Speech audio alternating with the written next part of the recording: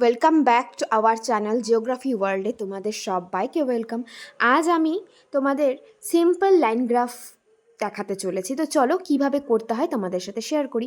প্রথমেই তোমাদেরকে একটা ডেটা নিয়ে নিতে হবে, যেটা আমি যে ডেটাটা নিয়েছি সেটা হচ্ছে Trends of population growth in India. আমি পপুলেশন গ্রোথ ইন্ডিয়ার যে ডেটাটা আছে সেটা নিয়েছি 1911 থেকে 2011 পর্যন্ত।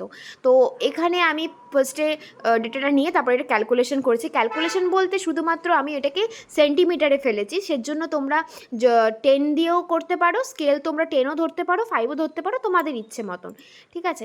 এরপরে আমাকে ছবি আঁকতে হবে। ছবি আঁকার জন্য আমাকে কি করতে হবে, গ্রাফটার জন্য ফার্স্টে আমাকে XY অক্ষ ধরে নিতে হবে, মানে ভার্টিক্যাল আর হরাইজন্টাল স্কেল ধরতে হবে।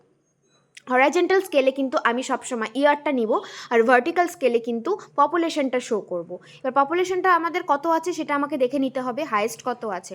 এখানে আমি কিন্তু সবগুলো ইয়ার লিখে নিয়েছি, দেখো সবগুলো ইয়ার আমার লেখা হয়েছে। এবার পপুলেশন হাইয়েস্ট যত আছে তার থেকে কিছুটা বেশি নিতে হবে, এটা তো তোমরা সবাই জানো, কারণ 12-এ সবাই এই অঙ্কটা করেছো এরকম। তো সেই জন্য আমি কিন্তু পাশে এখানে পপুলেশনগুলো লিখে দিয়ে, মানে পপুলেশনের স্কেলগুলো কিন্তু লিখেছি, আমি কিন্তু 10 করে নিয়েছি, ঠিক আছে। যেহেতু আমি 10 করে ধরেছি তো 10 করে নিয়েছি। তোমরা চাইলে এখানে 5ও ধরতে পারো, 20ও ধরতে পারো, এটা তোমাদের ওপর।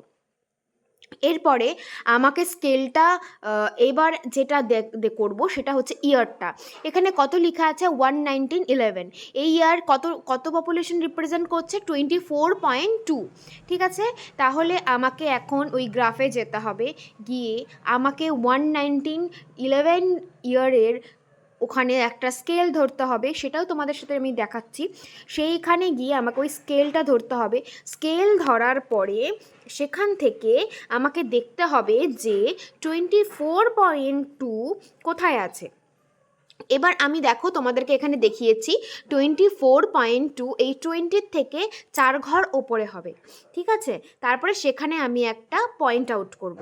এরকম করে আমার যখন 1921 আসবে তখন আমাকে আবার 1921-এ স্কেল ধরে 1921 একটু ওপরে হবে, 20 থেকে একটু ওপরে হবে, তো সেখানে আবার পয়েন্ট আউট করতে হবে। এরকম করে আমাকে কিন্তু যতগুলো লাইন আছে সবগুলো লাইন, মানে যতগুলো ইয়ার আছে সবগুলো ইয়ারের কিন্তু এরকম পয়েন্ট আউট করতে হবে। আর চলো তাহলে আমরা এই পুরোটার পয়েন্ট আউট করে নিই, তারপরে আবার আসছি এর নেক্সটে কী করব স্টেপ বাই স্টেপ তোমাদেরকে আজকে পুরোটাই আমি দেখিয়ে দেবো কিভাবে একটা সিম্পল লাইন গ্রাফ হয়।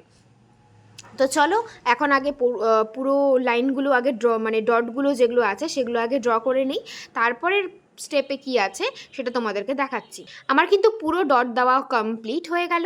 এরপরে কি করতে হবে, একটা স্কেল নিয়ে সেটাকে ওই 20 থেকে কিন্তু আমি ধরবো না, আমি একটু ভুল করেছি, 20 থেকে হবে না, সেটা ওই ফার্স্ট ডট থেকে সবগুলোকে একদম জয়েন করে দিতে হবে একটা স্কেলের সাহায্যে।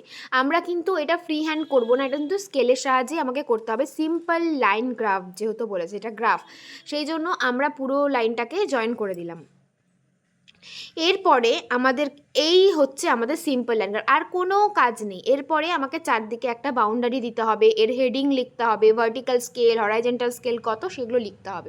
তো আমাদের মোটামুটি কমপ্লিট হয়ে গেল। আমি দেখো এখানে পুরো অঙ্কটা করে দিয়েছি, একদম পুরো ছবিটাও দিয়ে দিয়েছি। ইন্ডেক্স করতে হবে, ভার্টিক্যাল স্কেল হরাইজন্টাল স্কেল লিখতে হবে, পপুলেশন লিখতে হবে, নিচে ইয়ার লিখতে হবে, আর উপরে লিখতে হবে হেডিং। আর হেডিংটা কিন্তু অবশ্যই ক্যাপিটাল লেটারে হবে। তো কেমন লাগলো প্লিজ জানিও, আর like comment share and subscribe করে দিও। Thank you.